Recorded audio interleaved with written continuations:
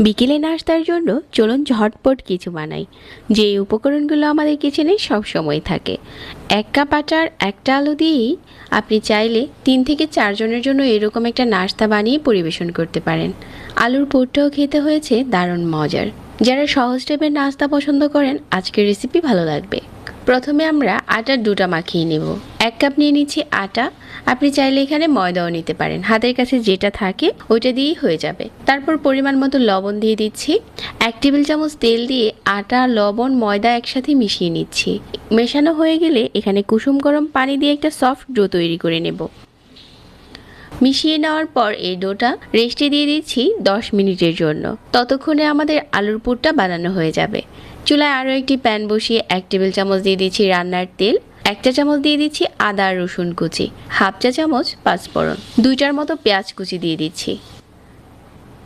এখন এই পেঁয়াজটা কিছুটা ভাজা হয়ে গেছে, সবগুলো মশলার সাথে আর 1/4 চা চামচ করে দিয়ে দিচ্ছি এখানে গুঁড়া মশলা, মরিচ, হলুদ আর ধনিয়া। একটা বড় সাইজের আলু একটু ছোট করে কেটে নিয়েছি যাতে তাড়াতাড়ি সিদ্ধ হয়ে যায়, ওইটা দিয়ে দিলাম। আর পরিমাণ মতো লবণ দিয়ে দিচ্ছি। একটু নেড়েচেড়ে মিশিয়ে নিয়ে এখানে আমি 1/2 কাপ দিয়ে দিচ্ছি পানি। পানিটা দেওয়ার পর ঢাকনা দিয়ে ঢেকে অল্প আঁচে রান্না করে নিচ্ছি। এখন পানিটাও শুকিয়ে গেছে আর আলুটাও ভালো করে সিদ্ধ হয়ে গেছে। তো এই আলুর পুরে এখন দিয়ে দিচ্ছি 1/4 চা চামচ গরম মশলার গুঁড়া আর পরিমাণ মতো ধনেপাতা কুচি, কাঁচামরিচ কুচি। আবারও নেড়েচেড়ে মিশিয়ে নিচ্ছি। এখন আমাদের আলুর পুরটা রেডি হয়ে গেছে। আমরা আটার যেই ডোটা রেস্টে দিয়েছিলাম 10 মিনিট পর ওইটাও সফট হয়ে গেছে। তারপর এখান থেকে ছোট একটা ডো নিয়ে প্রথমে পাতলা রুটির মতো বেলে নিচ্ছি। রুটিটা যতটা সম্ভব পাতলা করতে চেষ্টা করবেন, তাহলে নাস্তাটা খেতে ভালো হবে।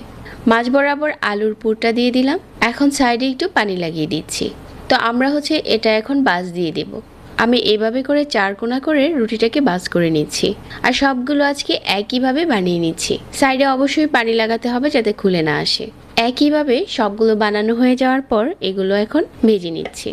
প্রথমে মিডিয়াম আঁচে চুলায় প্যান বসিয়ে দিয়ে এগুলো দিয়ে তেল না দিয়ে উল্টে পাল্টে কিছুক্ষণ ভেজে নেওয়ার পর তারপর উপরে তেল দিয়ে এপাশ ওপাশ করে ভেজে নিচ্ছি। তেলটা যখন আমরা পরে দিব তাহলে এটা কিছুটা ফুলে উঠবে। তো এভাবে করে মিডিয়াম আঁচে ভেজে নেওয়ার পর আমাদের নাস্তাটা এখন রেডি হয়ে গেছে। একইভাবে সবগুলো ভেজে নিয়েছি। তো এখন চলুন এই নাস্তাটা